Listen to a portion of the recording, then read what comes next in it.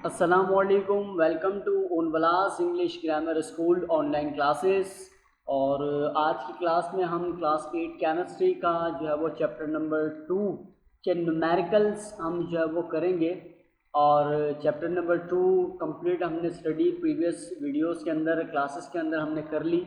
और उसके बाद हम इसी चैप्टर का जो नेक्स्ट पार्ट है न्यूमेरिकल से रिलेटेड वो हम स्टार्ट करने जा रहे हैं इस वीडियो के अंदर। तो सबसे पहला जो हमारा न्यूमेरिकल है वो ये है कि कैलकुलेट द मॉलिक्यूलर मास और formula mass in AMU of each of the following substances. कहा जा रहा है कि नीचे जो सब्सटेंसेस हमें दिए गए हैं इनके मॉलिक्यूलर मास या फिर फॉर्मूला मास, अच्छा इनको एक और नाम से भी बुलाया जाता है, एक नाम से भी और नाम से भी आइडेंटिफाई किया जाता है, मोलर मास। यानी मॉलिक्यूलर मास, फॉर्मूला मास या मोलर मास, इन तीनों में से कोई भी बात आपसे पूछी जाए तो इसका मतलब कि हमें एक ही बात मालूम करने का कहा जा रहा है। इन AMU यानी इसको हमने एटॉमिक मास यूनिट में फाइंड आउट करना है। यानी फाइंड आउट करने के बाद जो हम इसको यूनिट देंगे वो क्या होगी, वो ग्राम नहीं होगी बल्कि एटॉमिक मास यूनिट होगी। अच्छा, तो मॉलिक्यूलर मास या फिर फॉर्मूला मास किसी भी सब्सटेंस का किस तरीके से मालूम करेंगे, इससे पहले मैं आपको बताऊं कि ये मॉलिक्यूलर मास है क्या या फॉर्मूला मास है क्या। लेकिन जब भी कोई मॉलिक्यूल होता है या सब्सटेंस होता है, अगर कोई भी एटम अकेला एग्जिस्ट करता है, अकेला मौजूद होगा, तो हम इसको एटॉमिक मास कहते हैं। क्या कहते हैं हम इसको? Atomic mass. अब एटॉमिक मास जो है वो किसी एटम का मालूम करना बहुत इजी है। एटॉमिक मास होता क्या है, मैंने आपको कहा था कि किसी भी एटम के न्यूक्लियस के अंदर मौजूद, किसी भी एटम के न्यूक्लियस में मौजूद नंबर ऑफ इलेक्ट्रॉन और प्रोटॉन की टोटल जो तादाद है, टोटल जो क्वांटिटी है, उसको हम एटॉमिक मास कहते हैं। लेकिन जब यही एटम दूसरे एटम्स के साथ मिलकर एक सब्सटेंस बना लेते हैं या एक मॉलिक्यूल बना लेते हैं, फिर उसका मास जो है, कंबाइंड जो मास होता है, वो मॉलिक्यूलर मास या फिर फॉर्मूला मास कहलाता है। अब इसको मालूम करना थोड़ा सा डिफरेंट है, उसका प्रोसीजर एटॉमिक मास के मुकाबले में थोड़ा सा डिफरेंट है। क्या है यह हम देखते हैं। यहाँ पर सबसे पहली हमारे पास जो है वो टर्म हमें दी गई है। सबसे पहला हमें जो सब्सटेंस दिया गया है वो है H2O। H2O यानी वाटर।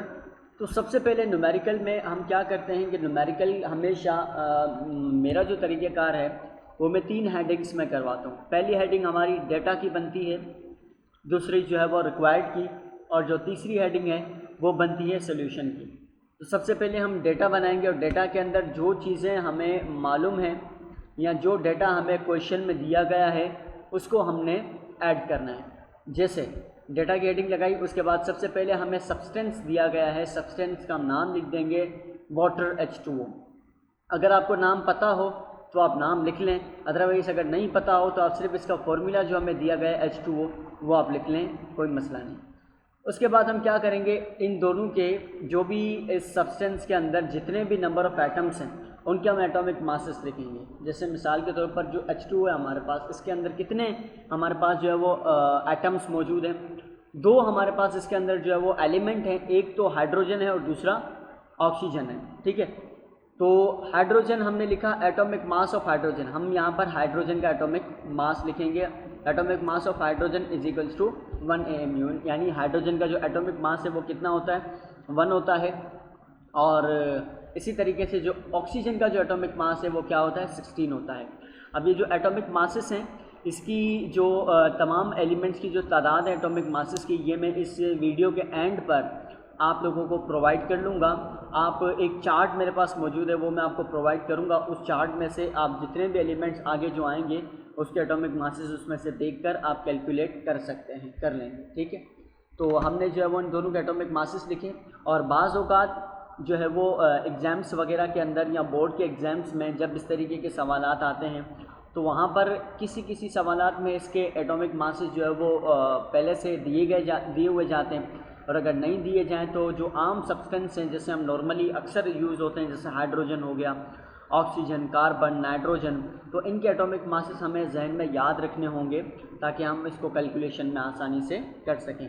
अब जैसे हाइड्रोजन का एटॉमिक मास 1 है तो हमें इसको याद कर लेना है, और आगे कहीं भी हाइड्रोजन का अगर इस्तेमाल आता है या सब्सटेंस में हाइड्रोजन का एलिमेंट मौजूद है तो वहाँ पर इसका हमने एटॉमिक मास क्या लेना है, 1 ही लेना है।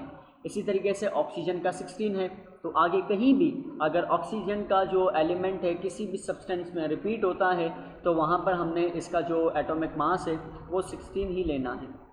डेटा में मेरे पास 3 चीज़ें ही मौजूद थी क्योंकि सब्सटेंस का नाम मुझे पता था और इन दोनों के एटॉमिक मासेस हमने लिख लिए, और कोई इसके अंदर एलिमेंट मौजूद नहीं है, खाली 2 ही एलिमेंट है, हाइड्रोजन और ऑक्सीजन। अगर थर्ड होता तो हम उसको डेटा में लिखते, लेकिन क्योंकि यहाँ सिर्फ 2 ही हैं तो यहाँ हमारा डेटा हो जाएगा कंप्लीट। उसके बाद सेकंड जो हमारी हेडिंग आएगी वो है कि रिक्वायर्ड, ठीक है। रिक्वायर्ड यानी जो हमें मालूम करना है, हमें क्या चीज़ रिक्वायर्ड है, हमें क्या मालूम करना है, हमें मॉलिक्यूलर मास मालूम करना है, ठीक है। अगर इसकी जगह अगर हमें फॉर्मूला मास का है या मोलर मास का है, दोनों का मतलब, तीनों का मतलब सेम ही है। सवाल में जिस चीज़ का जिक्र हो वो चीज़ यहाँ पर इस रिक्वायर्ड के अंदर आ जाएगी, यानी जो चीज़ हमने फाइंड आउट करनी है उसको हमने रिक्वायर्ड के अंदर लिखना है। हमें क्या फाइंड आउट करना है, हमें मॉलिक्यूलर मास फाइंड आउट करना है, किसका, H2O का। तो हमने लिख दिया मॉलिक्यूलर मास ऑफ H2O। अभी हमने चूँकि फाइंड आउट करना है तो लिहाजा इक्वल के बाद हमने क्वेश्चन मार्क लगा दिया कि ये हम मालूम करेंगे उसको, ठीक है। लास्ट और थर्ड और लास्ट जो हमारी हेडिंग आएगी वो है सोल्यूशन, ठीक है। सोल्यूशन के में हम क्या करेंगे कि इसको हम सॉल्व करना स्टार्ट करेंगे कि किस तरीके से हम किसी भी सब्सटेंस का जो मॉलिक्यूलर मास है या उसका जो है वो फॉर्मूला मास या मोलर मास है ये हम फाइंड आउट कर सकते हैं। सबसे पहले हमने लिखा मॉलिक्यूलर मास ऑफ H2O, ठीक है।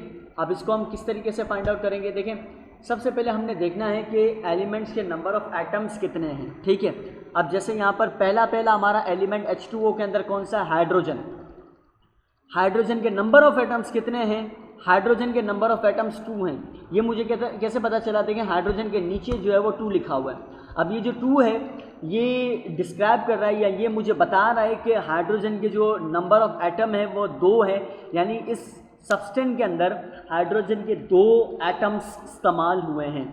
तो मैं क्या करूँगा, पहले मैं लिख दूँगा 2 और उसको मल्टीप्लाई कर दूंगा H से, H का मतलब हाइड्रोजन से, ठीक है। मैंने 2 लिख दिया और 2 को मैं मल्टीप्लाई कर दूंगा किससे, हाइड्रोजन से, ठीक है। मैंने लिख दिया 2 मल्टीप्लाई H। 2 कहाँ से आया, ये 2 जो है H के नीचे लिखा हुआ था, ये नंबर ऑफ एटम्स को आइडेंटिफाई कर रहा है, तो हमने नंबर ऑफ एटम्स को मल्टीप्लाई करवा दिया किससे, H से। उसके बाद दूसरा भी हमारे पास एलिमेंट मौजूद है, ऑक्सीजन।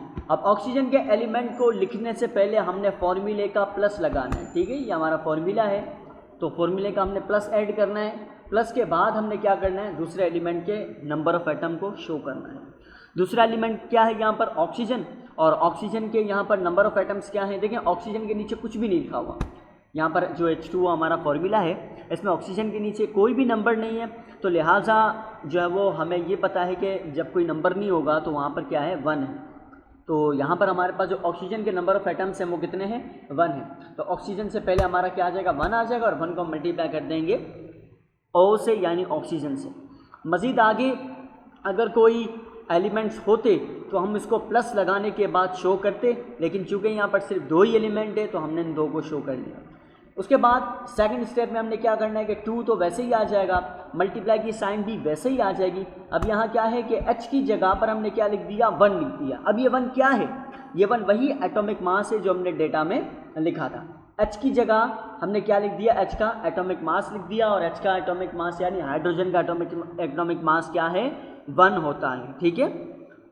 उसके बाद हमने 1 का 1 लिख दिया, यहाँ पर भी देखें प्लस का प्लस आ गया, 1 का 1 आ गया, मल्टीप्लाई का साइन वैसे ही आ गया। ऑक्सीजन के नीचे हमने क्या लिख दिया, 16।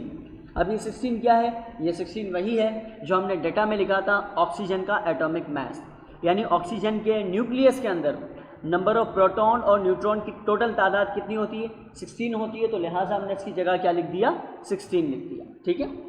उसके बाद हम क्या करेंगे, सिंप्लीफाई करेंगे। 2 को 1 से हमने मल्टीप्लाई कर दिया, 2 1 जा 2, फिर प्लस का प्लस वैसे ही आ जाएगा। इसी तरीके से 16 को 1 से हमने मल्टीप्लाई कर दिया, 16 1 जा 16, ठीक है। मल्टीप्लाई हो गए, दोनों का आंसर आ गया। उसके बाद हमने क्या करना है, ये दोनों नंबर्स को आपस में हमने क्या करना है, ऐड करना है, जमा करना है।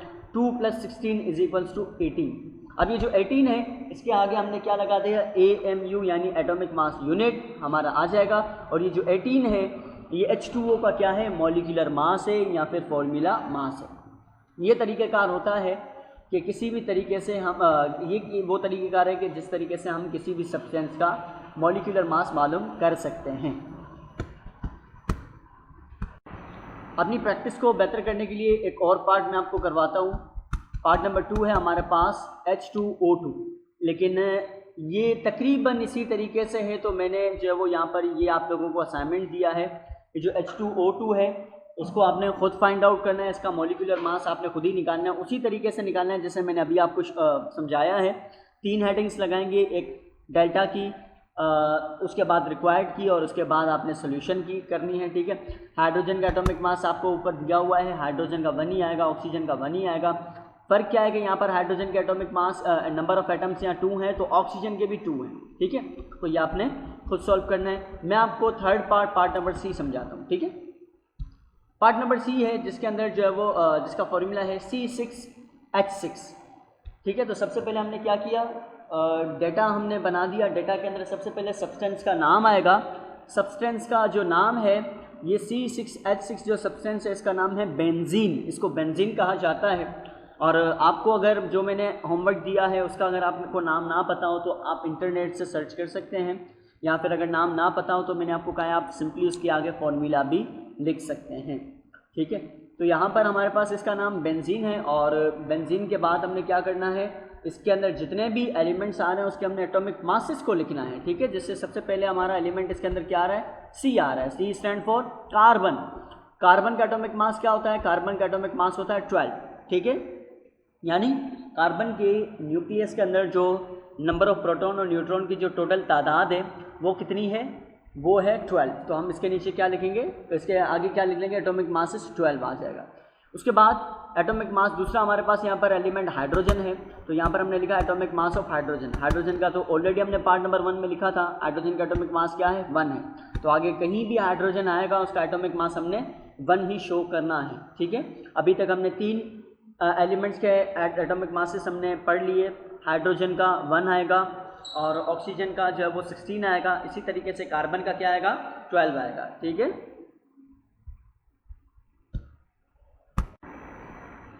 उसके बाद एटॉमिक मासेस को जो है वो यहाँ लिखने के बाद अब हम क्या करते हैं, नेक्स्ट जो हमारा स्टेप है उसके बाद हम रिक्वायर्ड की हेडिंग लगाएंगे। रिक्वायर्ड में हमारा वही सेम रिक्वायर्ड है, हमें मॉलिक्यूलर मास मालूम करना है किसका, C6H6 यानी बेंजीन का, ठीक है।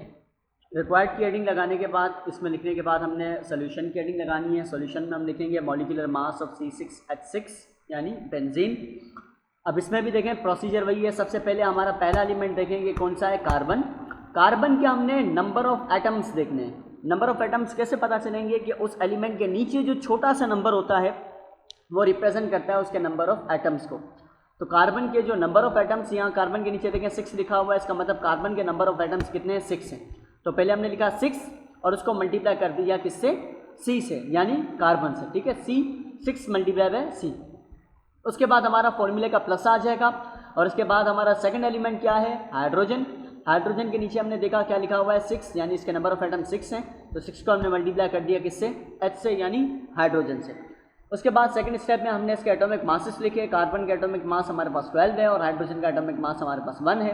इनके एटॉमिक मासेस को मल्टीप्लाई कर देंगे। 6 को मल्टीप्लाई करवा दिया हमने 12 से, 6 को मल्टीप्लाई करवा दिया यहाँ पर 1 से, तो हमारे पास आंसर आया यहाँ पर 72 एंड 6। 72 6 दोनों को हम प्लस कर देंगे तो हमारा आंसर क्या आ जाएगा, 78। यानी बेंजीन का जो मॉलिक्यूलर मास है वो क्या है, 78 है। उसके बाद नेक्स्ट हमारे पास जो है वो पार्ट है, पार्ट नंबर डी। उसके अंदर हमारे पास C2H6O है हमारे पास, और इस सब्सटेंस का जो नाम हमने डेटा में लिखा है वो है इथेनॉल। यानी इसका नाम क्या है, इथेनॉल इसका नाम है। नाम लिखने के बाद हम क्या करेंगे, इसके अंदर देखेंगे एलिमेंट्स कितने हैं, 3 एलिमेंट्स हैं। एक कार्बन है, दूसरा हाइड्रोजन है और ऑक्सीजन है। इन तीनों एलिमेंट्स के हमने एटॉमिक मास लिखने हैं। कार्बन का जो एटॉमिक मास है हम पीछे लिख चुके हैं कि कार्बन का एटॉमिक मास 12 है। अब आगे कहीं भी एटॉमिक मास पूछा जाएगा 12 ही हम लिखेंगे कार्बन का। इसी तरीके से हाइड्रोजन का एटॉमिक मास 1 है और ऑक्सीजन का जो एटॉमिक मास है वो क्या है, 16 है। तीनों के एटॉमिक मासेस हमने लिख लिए। इसके अलावा और कोई एलिमेंट नहीं है, तो उसके बाद हम क्या करेंगे, रिक्वायर्ड की हेडिंग लगाएंगे। रिक्वायर्ड की हेडिंग में वही सेम रिक्वायर्ड है हमारा, मॉलिक्यूलर मास हमने फाइंड आउट करना है। मॉलिक्यूलर मास किसका फाइंड आउट करना है, C2H6 यानी O इथेनॉल का हमने लिख दिया यहाँ पर। और उसके बाद जो अब हम क्या करेंगे, सोल्यूशन की हेडिंग लगाएंगे। और सोल्यूशन की हेडिंग लगाने के बाद सेम प्रोसीजर है हमारा कि हम पहले फर्स्ट एलिमेंट देखेंगे, उसके एटम को, एटॉमिक नंबर को हम पहले लिखेंगे, उसके बाद उस एलिमेंट को लिखेंगे। नंबर ऑफ एटम्स कार्बन के कितने 2 हैं, तो 2 मल्टीप्लाई बाय C, ठीक है। उसके बाद हाइड्रोजन को लिखने से पहले हमारे फॉर्मूले का क्या आएगा, प्लस आएगा, ठीक है। 2 मल्टीप्लाई बाय C, उसके बाद 6 मल्टीप्लाई बाय H, और उसके बाद देखें ऑक्सीजन के नीचे कोई भी नंबर नहीं है। हमने फर्स्ट पार्ट में किया था, जब कोई भी नंबर ना हो उसका मतलब 1 है, तो हमने ऑक्सीजन को किससे मल्टीप्लाई कर दिया, 1 से, 1 मल्टीप्लाई बाय। सेकंड पार्ट में हम क्या करेंगे, जितने भी एलिमेंट्स हमने लिखे हैं उनके एटॉमिक मासेस को उसकी जगह पर लिख देंगे, बाकी तमाम चीज़ें वैसे ही आ जाएंगी। 2 वैसे ही आ गया, मल्टीप्लाई वैसे ही आ गया, प्लस वैसे ही आ गया, C के नीचे 12 आ गया, H के नीचे 1 आ गया, और O के नीचे 16 आ गया। उसके बाद हम सिंपल मल्टीप्लाई करेंगे। देखिए यहाँ पर दो चीज़ें हो रही है, मल्टीप्लाई भी हो रहा है और प्लस भी हो रहा है, लेकिन हमने मैथ्स में डी मास का रूल पढ़ा है। डी मास में पहले हम मल्टीप्लाई करते हैं, तो लिहाजा पहले हम मल्टीप्लाई करेंगे। 2 को मल्टीप्लाई करेंगे 12 से, 24 आया। 6 मल्टीप्लाई 1 से तो 6 आया, और 16 मल्टीप्लाई 1 से तो 16 आया। देन इन तीनों को हम क्या कर देंगे, ऐड कर देंगे, प्लस कर देंगे, तो हमारा आंसर क्या आया, 64। यानी इथेनॉल का जो मॉलिक्यूलर मास है वो क्या है, 64 है, ठीक है। आगे बढ़ते हैं, पार्ट नंबर E।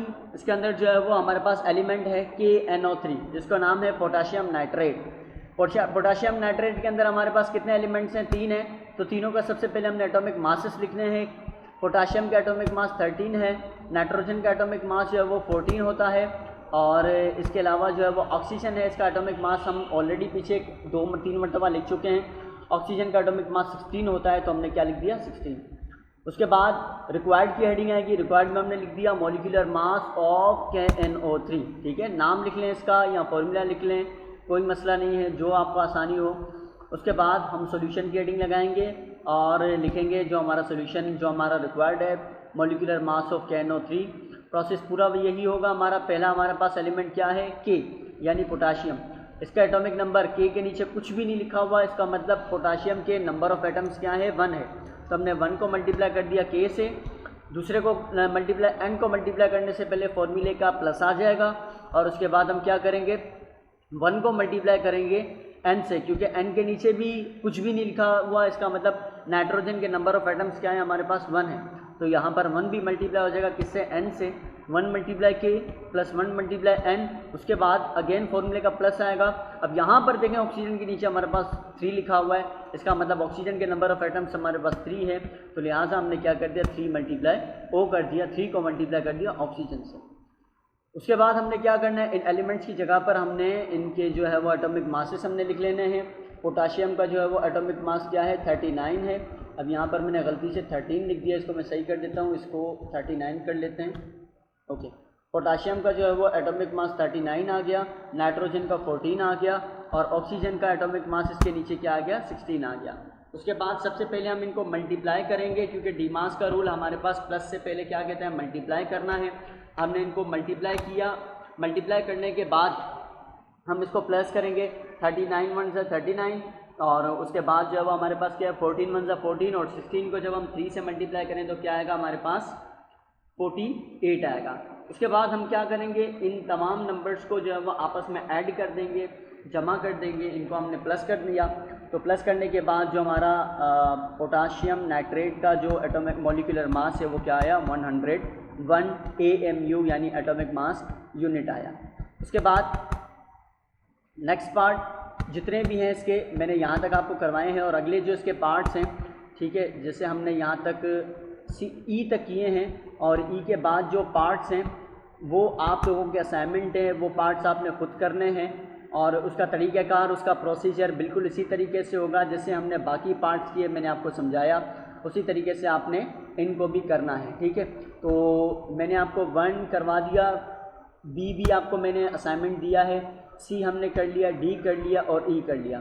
उसके बाद F से लेकर H तक, यानी 1 2 3 एंड ये 4, ये चारों आप लोगों के असाइनमेंट है, होमवर्क है। आप लोग इसको कॉपी करने की कोशिश कीजिएगा, इसको सॉल्व करने की कोशिश कीजिएगा, और इनके जो एटॉमिक मासेस हैं वो जो है वो मैं इसी वीडियो के एंड में आपको प्रोवाइड कर दूंगा, आप वहाँ से देखकर इसको जो है वो आप सॉल्व कर लेंगे।